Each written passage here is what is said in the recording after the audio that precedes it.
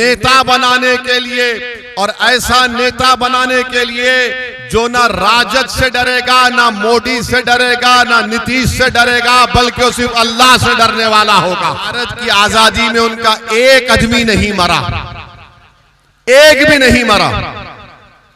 अगर कोई मरा अपनी जान दिया तो मोदी नाम बताओ। अगर एक आदमी तुम्हारा मरा तो नाम बताओ।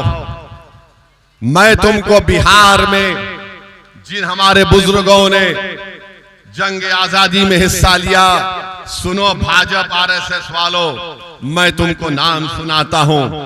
अब्दुल क़य्यूम अंसारी, मौलाना मजहरुल हक, बिस्मिल अजीमाबाद, सैयद अली इमाम, अब्दुल गफूर, सैयद महमूद, मखफूर अहमद एजाजी, ऐसे बहुत से नाम है। मोदी जी 1 घंटा लग जाएगा, इतने नाम बोलूंगा मैं। आप एक आदमी का नाम बताओ। झूठ बोलता है देश का प्रधानमंत्री के आरएसएस ने देश की आजादी में हिस्सा लिया। हेगडेवर सुनिए, हेगडेवर यकीनन जेल को गए थे जब वो कांग्रेस के मेंबर थे, आरएसएस को नहीं बनाया गया था। और हेगडेवर जेल को क्यों गए थे? ये बीजेपी के लोग बोलते कि महात्मा गांधी ने खिलाफत मूवमेंट चलाया। अरे दीवाने, हेगडेवर तो खिलाफत मूवमेंट की ताईद में भाषण देकर जेल को गया था। और फिर गांधी ने कहा था कि जो जेल को जाएगा वो वकील नहीं ठहराएगा। तो हेगडेवर ने गांधी के हुक्म की खिलाफ वर्जी की, वकील को खड़ाया। और आपको जानकर ताज्जुब होगा, हंसना नहीं मैं जो कहूंगा, कोई जेल से जब निकलता है तो हेगडेवर का 12 किलो वजन बढ़ गया था। 12 किलो। मालूम हुआ कि जेलर से दोस्ती कर दिए तो जेलर इनका सैया बन चुका था। से पत्थर भी पिघल सकते हैं, अज़्म की आंच से पत्थर भी पिघल सकते हैं। अगर अज़्म ना हो तो मोम भी है पत्थर की तरह। बैरिस्टर असदुद्दीन ओवैसी साहब।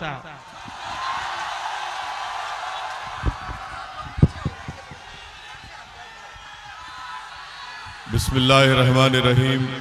अस्सलाम वालेकुम व रहमतुल्लाहि व बरकातुहू।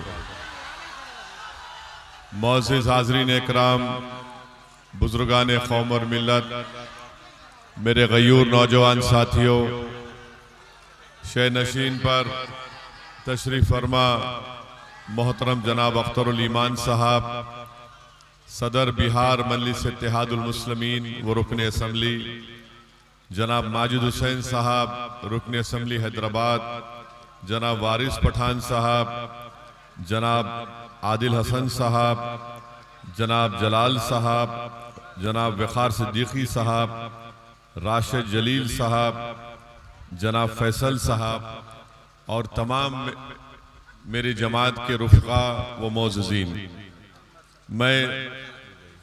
मैं सबसे पहले आप तमाम का शुक्रिया अदा करना चाहता हूँ कि आपने अपना कीमती वक्त निकाल कर आज मजलिस इत्तेहादुल मुस्लिमीन के इस जलसे आम में आपने शिरकत की। आपका बहुत बहुत शुक्रिया। और मुझे इस बात का अंदाज़ा है कि बहुत ज़्यादा बारिश होने की बिना पर इस मैदान में अभी ज़मीन सूखी नहीं है, मगर आपकी मौजूदगी हमको इस बात का एक पैगाम देती है कि अल्हम्दुलिल्लाह मिथिलांचल में मजलिस इत्तेहादुल मुस्लिमीन की ज़मीन बड़ी मजबूत है। और आप लोगों की मौजूदगी से इंशाअल्लाह ताला आने वाले विधानसभा में मुझे यकीन है कि मजलिस इत्तेहादुल मुस्लिमीन के उम्मीदवारों को आप अपने वोट से और अपने दुआओं से उसको देकर कामयाब और कामरान करेंगे। अभी आप मोहतरम अख्तरुल ईमान साहब से सुन रहे थे कि मुख्तलिफ समुदायों ने अपनी अपनी एक सियासी क़ियादत को बना लिया है। और बिहार हो या हमारा पूरा मुल्क हो, अगर हम नजर उठाकर देखेंगे तो पिछले 75 साल से, जब से हमने इस मुल्क को आजाद करवाया, जब से हमने इस मुल्क के संविधान को कबूल किया और आज तक 18 लोकसभा के इलेक्शन हो गए, बिहार विधानसभा के कई असेंबली के इंतखाबात हो गए। मैं आपको ये बात बता रहा हूं, याद रखिए, भारत की जमहूरियत की, लोकशाही की एक तल्ख हकीकत ये है कि जिसके पास उसका सियासी नेता होगा उसी से इंसाफ किया जाएगा, बल्कि उसी की कदर की जाएगी, उसी को मुकाम दिया जाएगा, उसी को उसका हक दिया जाएगा। अगर आप ये समझेंगे कि हम 19% बिहार में हैं और उसके बावजूद भी हमसे इंसाफ नहीं किया जाता, तो मेरे भाई मुझे एक सच्चाई को कहने दीजिए। ये तल्ख बात जरूर है, मगर सच्चाई ये है कि हम सिर्फ वोट डालने वाले बनकर रह गए, हम शहरी नहीं बन सके। हम सिर्फ चुनाव के वक्त उठकर वोट डालते हैं, उसके बाद हम अपने गांव, अपने शहर, अपना जिला, उसकी तरक्की के बारे में, उसमें स्कूल कॉलेज को लाने के लिए जो सैलाब से जमीन कट जाती है, उस एम्बैंकमेंट का काम करवाने के लिए, हमारे बच्चियों की तालीम को मुकम्मल करवाने के लिए हमारे पास कोई आवाज उठाने वाला नहीं है। और यही वजह है कि हम सिर्फ वोट डालने वाले बन गए। अगर आप शहरी बनेंगे, जब आप शहरी बनेंगे तो आपको अपने हुकूक पूरे आपको मिलेंगे। मगर अफसोस ये है कि हम सिर्फ, कभी हमको कोई आकर एक सेकुलरिज्म की बात कर देता है, हम वोट दे देते हैं। कभी आकर कोई कहेगा कि फिरका परस्ती को शिकस्त दे दीजिए, हम उसको वोट दे देते हैं। मगर बताइए, हमने हर महाज पर, हर इशू के ऊपर, हर मुद्दे के ऊपर आप और हमने मिलकर वोट दिया। बताइए हमने क्या हासिल किया। मेरे अजीज दोस्तों और बुजुर्गों, भारत की पार्लियामेंट में मुसलमानों की आबादी के लिहाज से कम हमारे 50 से 55 MP जीत कर आना चाहिए था। मगर आज भारत की पार्लियामेंट में कितने हैं? 22 या 23 रुकने पार्लिमान है। अगर आज भारत की पार्लियामेंट में 50 से ज्यादा मुस्लिम अराकीन पार्लिमान होते, अगर मजलिस इत्तेहादुल मुस्लिमीन का एक MP नहीं होता, बल्कि मेरे साथ अगर अख्तरुल ईमान और इम्तियाज जलील साहब होते, आप अपने दिलों पर हाथ रखकर मेरी इस बात को सोचिए कि क्या नरेंद्र मोदी ऐसा कानून बनाता जिससे वक्फ की जायदादों को हमसे छीन सकता था क्या? मेरे भाई, आप नहीं में जवाब तो जरूर दे देंगे। मेरे भाई, आप नहीं में जवाब जरूर दे रहे हैं, मगर बताइए, क्या ये जवाब इतना काफी है कि हम नहीं बोल दें? मेरे दोस्तों, हमको और आपको अपना मुहासिबा करना है, एक तब्दीली को पैदा करना है। हमको अपने वोट से अपने नेता को कामयाब करना है। और याद रखिए, मिथिलांचल की सरजमीन पर बसने वाली, इस तारीखी सरजमीन पर बसने वाली जनता के दरमियान मैं खड़े होकर कह रहा हूं, नेता तुम्हारे दरमियान से बनेगा। कोई नेता आसमान से नहीं आएगा, कोई जमीन के अंदर से निकल कर नहीं आएगा। एक मामूली सी आदमी को आपको अपना नेता बनाना पड़ेगा।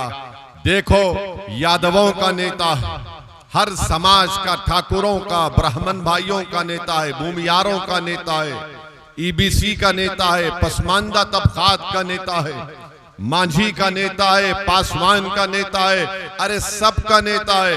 अगर किसी का नेता नहीं है तो बिहार में 19% मुसलमानों का नेता नहीं है।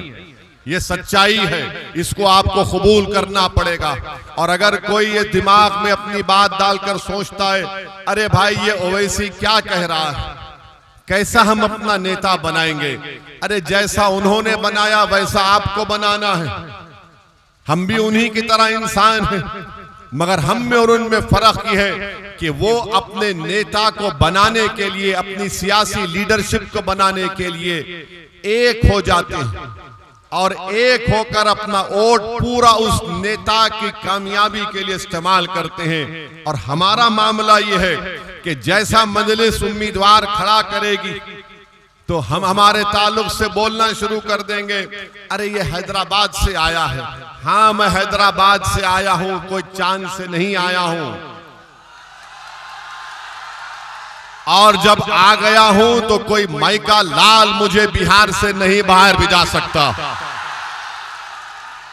और जहां पर हम आते हैं वहां पर अपनी जमात के परचम को लहरा कर जाएंगे इंशाअल्लाह ताला। और अफसोस की बात की है कि इल्जाम लगाने वाले हमारे ही भाई हैं। एक साहब हैं राजद के, अल्पसंख्यक समाज के कोई नेता उनको बना दिया गया। वो बार बार इतनी मोहब्बत मुझसे करते, नहीं मालूम घर में किसी और से शायद उनको मोहब्बत नहीं मिल रही, हमसे मोहब्बत कर रहे हैं। और बोलते हैं कि वो हैदराबाद से आया है। अरे जनाब, आपका लख्ते जिगर, आपका बेटा अगर आज अल्लाह ने उसको डॉक्टर बनाया तो मेरे मेडिकल कॉलेज में पढ़ाकर बनाया, जब तुमको याद नहीं आया। तुम आज हमको बड़ी बड़ी गाली देते हो। अच्छा वो खुद क्या 2019 में उनका बेटा जेडीयू से टिकट लड़कर नहीं इलेक्शन लड़ा था, मोदी का फोटो लगाकर। जब तुमको सेकुलरिज्म याद नहीं आया, अरे तुम अपनी औलाद के लिए सब कुछ कुर्बान कर दोगे। और मैं बिहार आकर 19% जनता की इंसाफ की बात कर रहा हूं। मैं बिहार को अपने बेटे के लिए नहीं आया हूं। मैं बिहार को इसलिए नहीं आया हूं कि हैदराबाद से किसी को लाकर यहां पर इलेक्शन लड़ा दूं। मैं बिहार को इसलिए नहीं आया हूं कि यहां पर वोट हासिल करके जिस तरह वो हमारे 4 एमएलए अपना जमीर बेचकर बेईमान साबित हुए, वो अपना जमीर बेच देंगे। अरे मैं यहां पर आया हूं तो 19% जनता को एक